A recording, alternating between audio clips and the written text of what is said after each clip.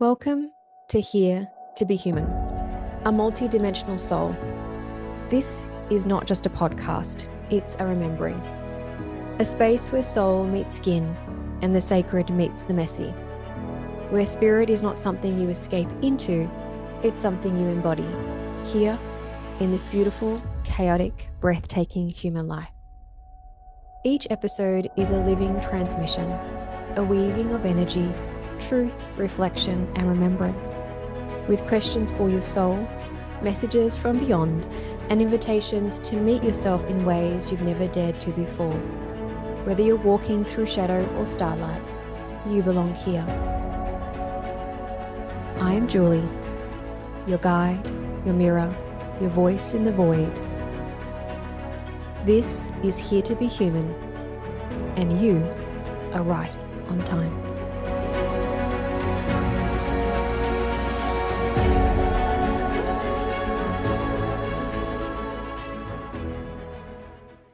Sometimes intuition whispers, sometimes fear screams, and sometimes they feel like twins wearing different masks. This is Here to Be Human, a multidimensional soul.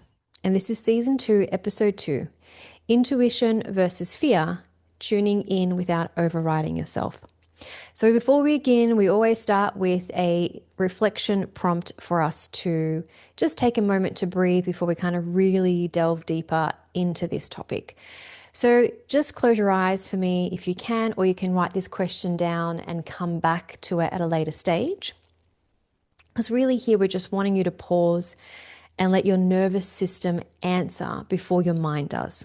Okay? So, can you remember a moment when you mistook fear for intuition? What did it feel like in your body? So remember, just pause, let your nervous system answer before your mind does. Can you remember a moment when you mistook fear for intuition? And what did it feel like in your body?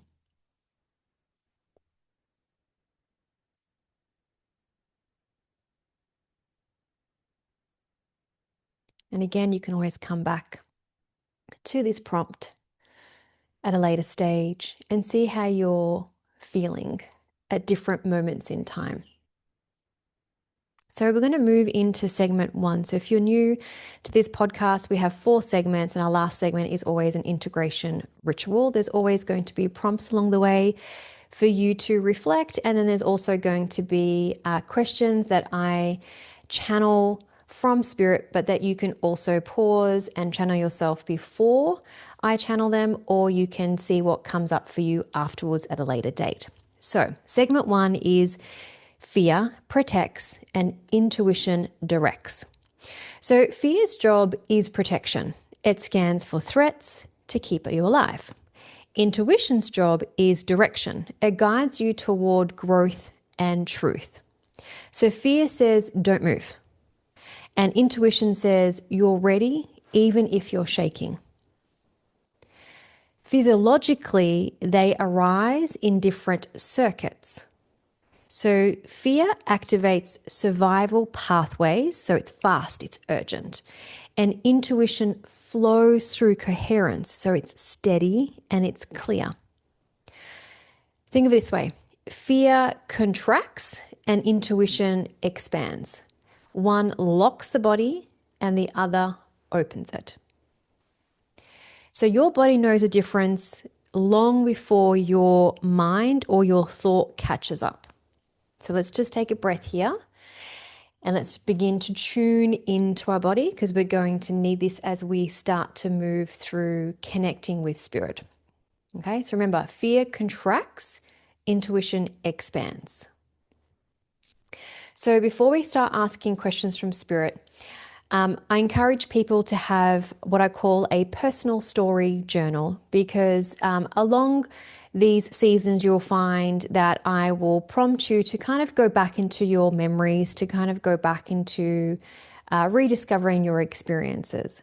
And this just gives you an opportunity to really start to see where you are at the moment, and where you, and like obviously where you've come from, what you've learned, what you've experienced. And sometimes by delving a little bit into some of our experiences in a very safe and stable way, we can start to see the lessons or the learnings or, the situations that presented themselves and what you gained from it now at a later stage.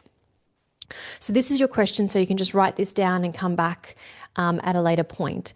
So from your own experience, where have you had moments that a thought was being guided by intuition, but then later you realized it was fear in disguised? So in your own experience, where have you had moments where you had a thought and you thought, right, this is guided intuition, but then later realized it was fear that was guiding you or pushing you in disguise? So you can write that down, or again, come back at a later stage when you're ready to write in your personal story journal. But now we're going to open up the space to channel Spirit's messages. And again, I encourage you to also see what comes through for you when I pose these questions to Spirit. So our first question here is, what does real intuition feel like inside the body? Well, that's an interesting one. What does real intuition feel like inside the body?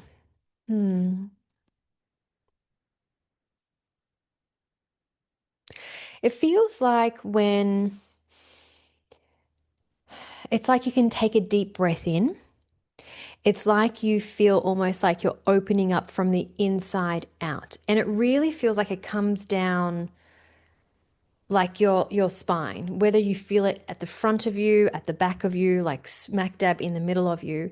It's like it comes almost like a column move, think of it like a light column coming through your whole body, and it's stable and it's steady. And what it does, it feels like it all of a sudden opens you up. Almost like, think of like a flower opening up or a lotus flower opening up. But for me, when I see it opening up in the way it's trying to come through, is like it opens up from the front, it opens up from the back, and it begins to formulate almost like this circular energy field around you. That's what real intuition feels like in the body. Now, when we're getting insights or intuition downloads coming through, that sensation may start off slow like that, as in you kind of go, oh, I'm feeling this sensation run through me, like from the crowns of, like from the top of my head all the way down to, to the soles of my feet. And then I feel like there's a sensation like opening me all up, like as if I'm taking a really big breath, and like my chest expands, my shoulders, roll back, like everything is kind of like open. But then also behind me, it feels like there's a sense of opening as well. And there's kind of like, again, like this beautiful circular energy forming around me. Now, if you practice that kind of just visualizing that kind of feeling, that sensation, when you are working with spirit, when you are wanting to kind of really connect, you'll probably find that that's going to happen on a much more faster scale. So what will end up happening is all of a sudden you'll get this rush of beautiful light energy moving through you, and like there's an expansion opening up, like as if the chest opens up. So think of it like that. The other thing that also comes through to feel like when it's real intuition inside the body, it's almost like as if light begins to fill your space, meaning like as if your eyes were closed, it's like the room all of a sudden has been lit up. Even though your eyes are closed, you can still see the light almost like shining outside of you. But really that's kind of your intuition kind of like allowing you to connect to the universe. But it's like you don't see it here in the physical world, but when you close your eyes, it's almost like it's like you can, see that the beautiful wonder of the universe all lit up, whatever that means for you. But that's what real intuition feels like inside the body. It's like you see light when your eyes are, like, you can, even if your eyes were open, you would kind of have this sensation of just light moving throughout you. That's really what real intuition feels like. So it'd be interesting to see what comes up for you when you sit with that inside your body. Like, so even though this is what spirit is saying, this is what it would feel like for the majority. Everyone's at a different place in their journey. So maybe for you, sit with like, well, what does real intuition feel like for me right now, and see what the body is trying to kind of get you to feel into. Now, it could actually feel like what I've just described, or for you might feel slightly different, but maybe it's different, but still in alignment with that lightness and that energy moving through you, and this kind of the physicality of the body like expanding, whether you feel it just internally or whether or not your body also does the movements where you're expanding and you're opening up your chest.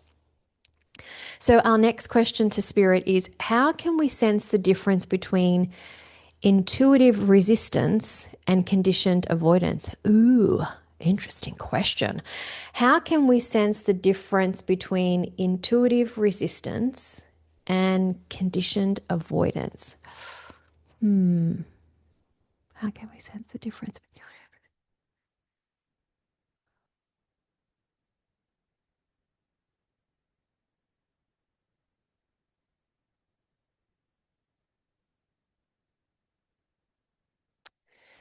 The difference between intuitive resistance and conditioned avoidance. So, intuitive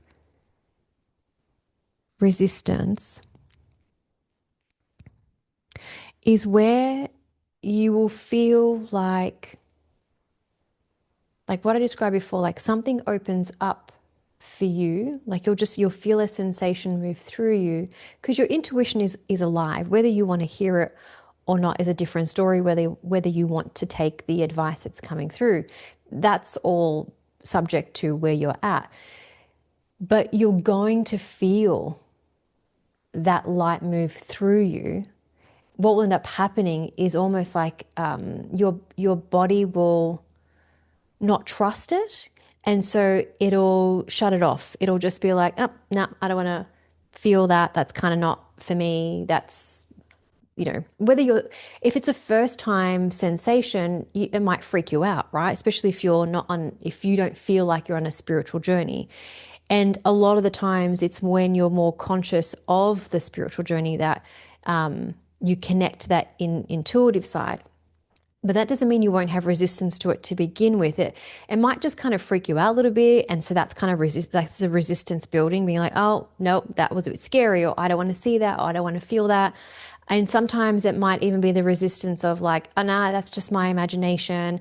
I'm not believing that I'm intuitive. I'm not believing that I can, really tap into like the other side. That's kind of like what you'll get. But it's interesting. It'll be more like your mind telling you you're not good enough. So it's more the mind trying to override what you're feeling. So we know the intuition comes in this sensation of like our body feels like it's filled with this beautiful energy and light, and it can't help itself but just expand. And then the mind will be like, no, no, no, no, you're wrong. And so that's kind of where the resistance kicks into play. Conditioned avoidance is more like as if you're not feeling that sensation, if that makes sense. If you do get any sensation, if the spirit world or your soul is trying to kind of reach you, you will just naturally be like, nah, I'm not feeling anything. So you're avoiding yourself from opening up to the other side. Now, again, this could be because of upbringing. It could be from society, trying to tell you that only XYZ people are connected to the spiritual world or to God or to the divine. So whatever the conditioned response or conditioned lifestyle you've had, you're going to have a natural avoidance to anything that is spiritual. And until you kind of are open to this path, once you're open to intuition and your path and your spirituality, what you'll end up finding is that it's interesting how it's coming through. It's like you just won't trust yourself. So conditioned avoidance is you're not trusting yourself. So thus you're creating a wall, and your belief is that none of that exists. That's conditioned avoidance. And that's the difference between you not trusting your intuition, but you're open to the sensation of it, versus there's no such thing, so I'm not feeling anything. And so when we don't feel that light, when we don't feel that energy, when we don't allow ourselves to feel into all of that, that is us being conditioned to avoid and to not pay any attention to spirituality or your intuition or your gut response or things of that nature. That's the difference. So for example, I wouldn't classify myself as a religious person. I do believe in the divine. So whether you call it God, universe, the divine, Christ consciousness, I believe that there is something out there that my humanness cannot articulate or explain. But I do this work, and I've been doing it since I was a very little girl.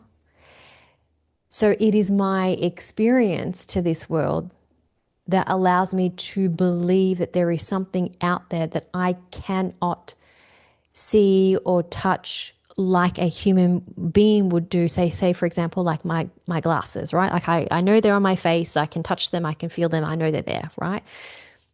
But my belief in the other world, with the other side, in that divine, that is what allows me to connect without resistance. However, I have an avoidance to religion that is very strict, very rule-based, that this is what it is. And if you don't apply yourself to these particular rules, and I'm talking more from a religious perspective, not, the rules of just society, I find that I have conditioned myself through my connection to the other side to avoid that level of trying to fit into a particular, rule or system or process or framework. And the same kind of applies in my everyday life. I like framework. I don't like being pigeonholed or labeled.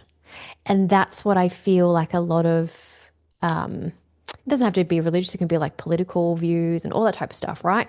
I'm just using religion because we're talking about intuition and spirit and blah, blah, blah. I was just talking about my story. So that's kind of, I have conditioned myself to avoid all of that based on my experience. So the same thing will apply to anybody else. If you've been told that spirituality doesn't exist, you will be conditioned to avoid everyone and anything connected to spirituality. But those who are open to it, the only thing that you have to be mindful of is to trust your intuition, because if you don't trust it, you are resisting it. So try and move away from thinking like, oh, well, I can't be connecting because I'm not like the famous psychics out on the TV and all that type of stuff. Everyone has intuition. It's whether or not we allow it to move through us, to work with it, or whether we want to avoid it completely based on our conditioning and upbringing. So that's like the best way for me to describe the difference. So with all that being said, here is your next reflection prompt. Again, you can write this down or come back to it at a later stage. When you last felt uncertain, did your body tighten up or did it open?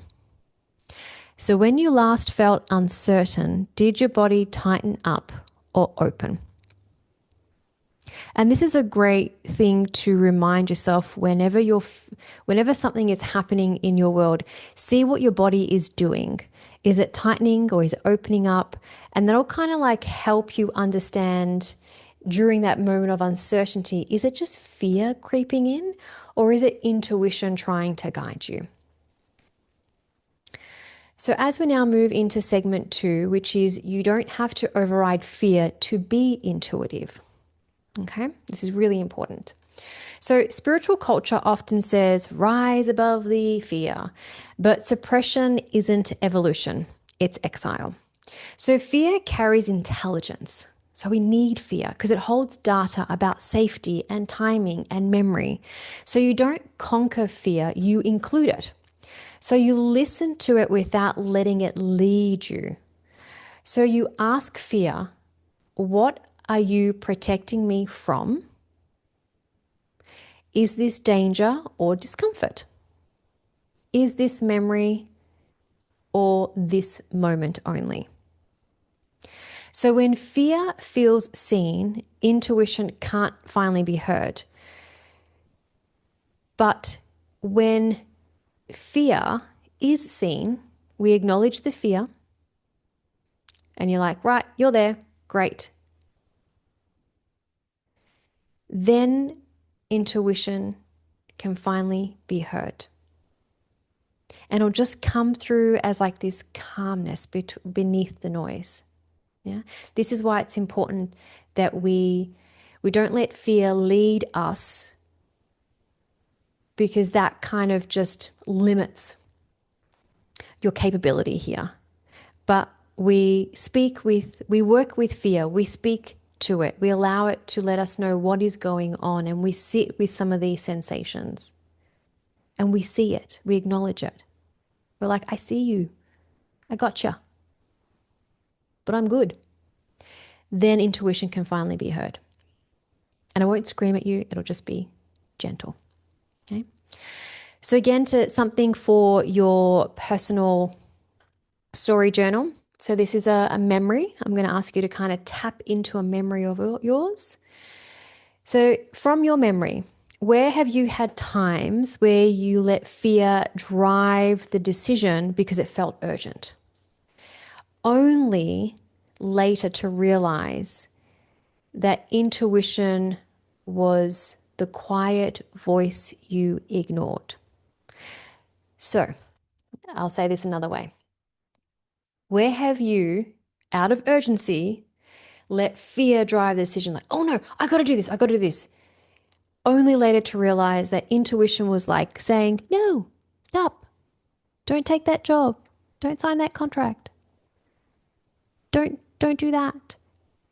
But that fear of like, oh, I'm going to lose out. And so I need to like jump on this now. And, but really deep down, you're like, oh, I don't know if this is the right thing for me. I know we've all had that. I've had that. So where can you find where that has happened for you? Because the more that you can articulate these things, you might find that there could be a pattern happening. And once you recognize the pattern or a habit, then you'll have more control over not repeating those same habits or patterns moving forward. Alrighty, so let's have a look at some more questions to spirit around fear and intuition. So, first question. What wisdom hides inside fear when we pause to listen? Hmm. What wisdom hides inside fear when we pause to listen?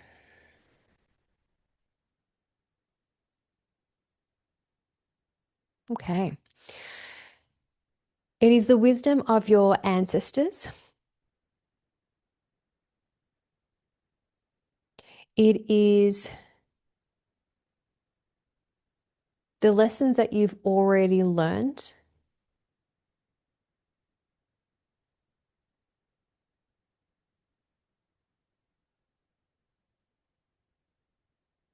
It is the It is the history of your soul where you have been hurt, betrayed, where things have not gone the way that you had planned.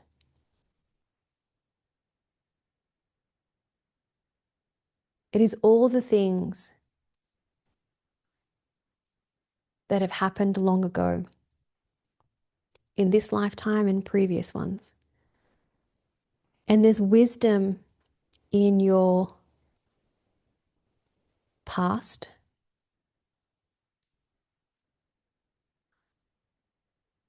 And that's what's hiding inside of fear.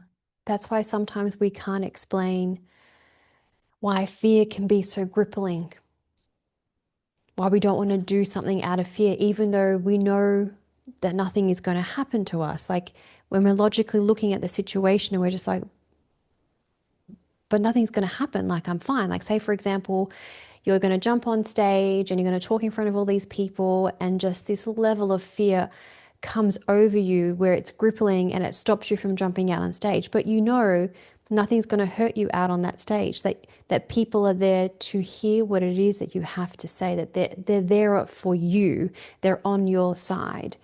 They want to hear your insights, your experience, your guidance.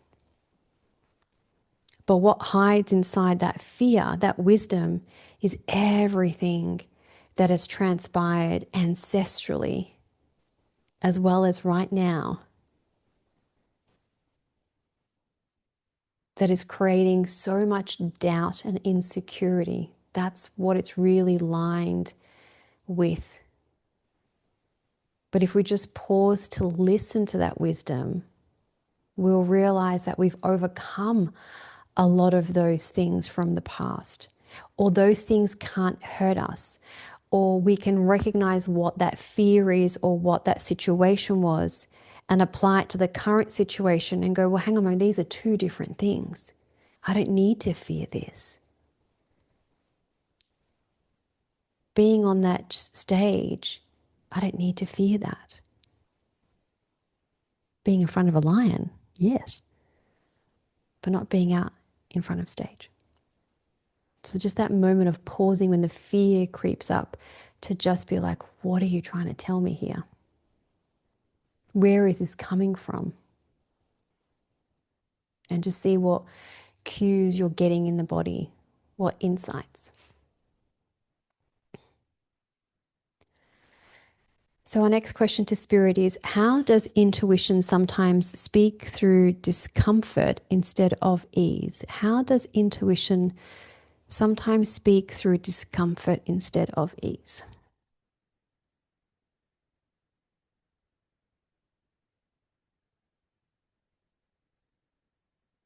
Our body is designed to survive. As humans, we're meant to survive and to thrive. When we get to a point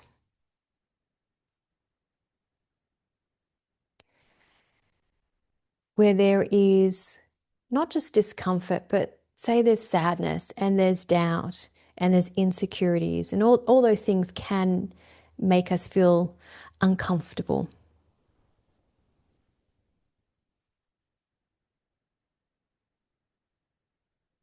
Intuition will still come through. Now, it may not always come in the form of how we're trained for it to come through, as in, it comes through our system, or we hear it as a thought, or we have it as a feeling. And sometimes when we're sitting in that discomfort, when it's coming from where we perceive it to be internally, we don't always trust it, right? Because obviously we're in this place where it feels uncomfortable. And so we're not going to believe what our mind might be saying or our heart might be saying. So the intuition will sometimes speak through somebody else. Now, whether that is through you reading a book, seeing something on TV, or spending time with people. Sometimes your intuition, your spirit team, or spirit itself will work through another form, another platform, so to speak, to break through the discomfort that you're feeling so you hear the message from somebody else. And the message that you'll hear from somebody else will be the echo of what you already knew, of what you already felt yourself, but you didn't trust because you were afraid that your intuition wasn't real. And sometimes it's when it breaks through that way through somebody else, like a platform like, say, for example, the TV, or another medium like a book or a person. They can be the most profound ways to break through that discomfort, to break through that fear.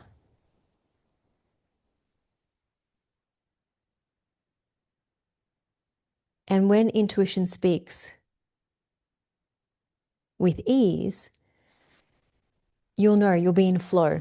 When you feel like you're in flow and everything's working and I've got this, you're getting all those downloads. That's the difference.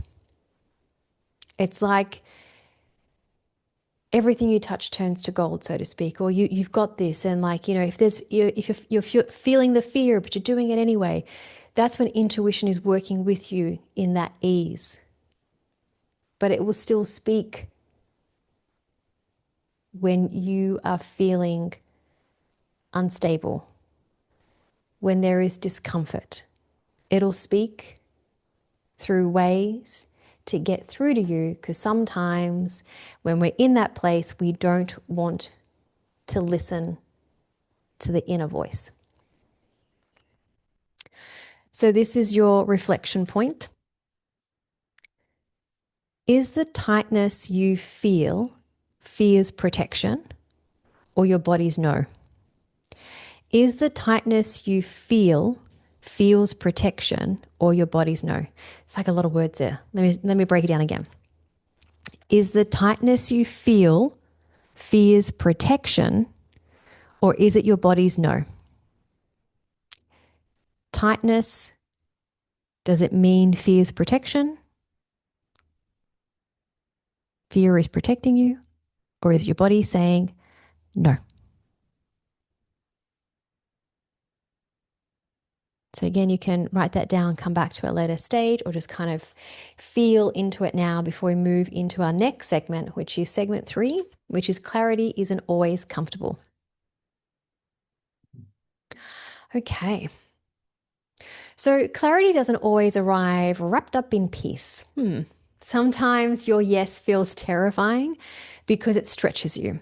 Sometimes your no's feel heavy because you were taught to please. Yeah? So sometimes your yes can feel terrifying because it makes you uncomfortable. And your no's feel heavy because we're taught to like people please. We're taught to say, oh no, don't say no. Intuition isn't comfort. It's definitely coherence. It's when the body, the heart, and the truth align. That's real intuition. Your nervous system recognizes this resonance. Okay. And how it comes across is it'll just feel like this sense of like, I want to use the word like a sense of like hum. Do you know when you hum, it's like everything is like everything is in alignment. That's how your nervous system recognizes this resonance when intuition, when your body, your heart, and your truth align. Your job is to listen before the fear takes over. So act within that window of clarity and life will reorganize around your truth. So once you get that clarity, once you have that truth, act upon that. And then everything will reorganize itself. You know, when people say like when one door closes, another door opens, it is 100% true. Once we see what we cannot unsee and the truth has been presented and you know what your truth is and so you act upon it, then life has a interesting way of moving all the chess pieces for you to continue on your path forward. So here is our last question to Spirit for this episode. What does the body need to trust intuitive clarity again? So what does the body need in order to trust intuitive clarity again? Okay, so the body needs a clear channel. And how that may appear is making sure that what you consume on a daily basis is cleansed. So if you are the channel, your body is the channel, what you choose to bring into the body based on what you consume, whether it is emotional, mental, physical, your body will only trust that clarity when that is clean. Now, when I say clean, I mean if you've had a really busy day or it's really heavy and you're angry and frustrated, then the intuition, you won't get clarity. You won't trust the intuition coming through because it's bogged down with the heaviness of the day that you've had. So having practices that you can come to where they bring you back into center or kind of bring some stability back into your nervous system, that is when the body and intuition click into place and then clarity comes through again. So never have I ever come across anyone, or even in my experience, if there's so much stuff flying around, clarity can't come through, right? Because there's too much coming at you. Whether it's like intrusive thoughts, whether it is, emotional hardship, or, there's just this, you're exhausted. So the body needs you to make sure that you are a clear channel. And again, that happens through incorporating practices that either allow you to clear out the day that you've had and come back to center and regroup and be in the present moment. For others, it can be working with holistic practitioners or seeking guidance outside of yourself on how to clear out all the noise or have a better handle on navigating that in order to be more in control of it. That's what your body needs in order to trust that intuitive clarity again. And this is your last prompt before we move into the integration ritual. So, what would it look like to act on your inner yes before you have proof? Oh, this is a good one. What would it look like to act on your inner yes before you have proof? And you know what I'm talking about. There's moments where something happens and like internally like, yes, this is it. This is what I want.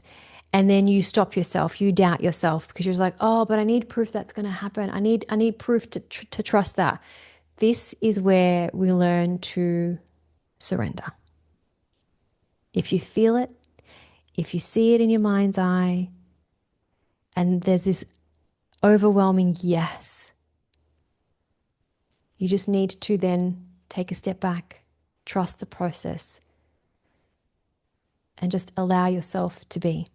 So, what would that look like to you if you could act on that?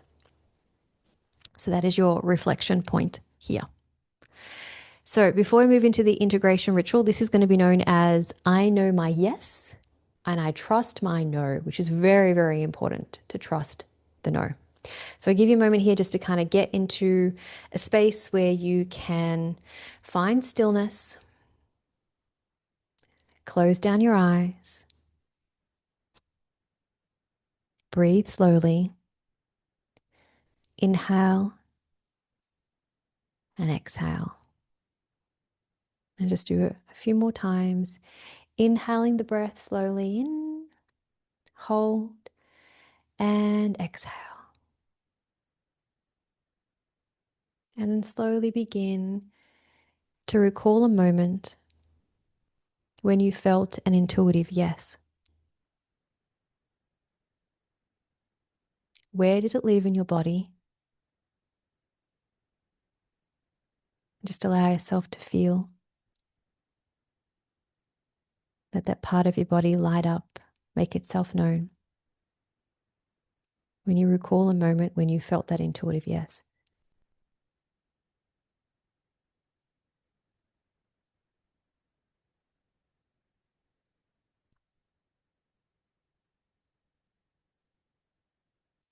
And now gently remember a clear no. And where did that live in the body? Let that make itself known.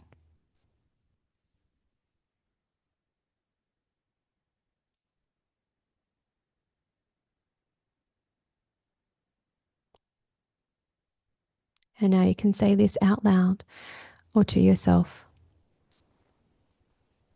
I trust the wisdom in my body. I know the difference between fear and intuition. I honor my inner compass. I trust my no. I honor my yes. And just let your nervous system recalibrate to that truth. And while you're in this space, ask yourself, what intuitive whisper have you been ignoring? And what simple action could honor it this week? What intuitive whisper have you been ignoring? And what simple action could honor it this week?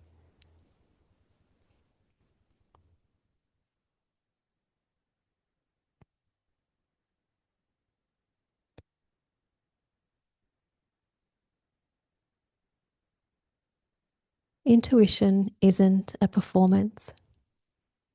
It's not about being fearless. It's about being honest.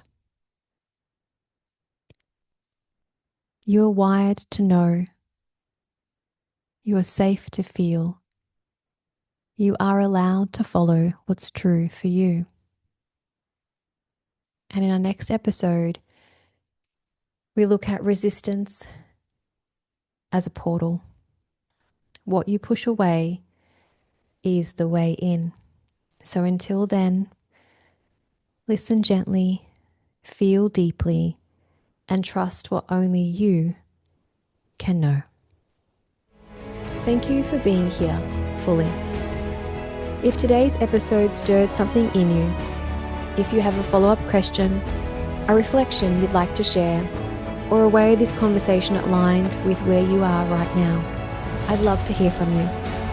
And if there are specific questions you'd like me to ask Spirit in future episodes based on what's coming up for you, send me a direct message at here.to.be.human.podcast on the Instagram page. And remember, your voice, your questions, your presence, they're part of this journey too.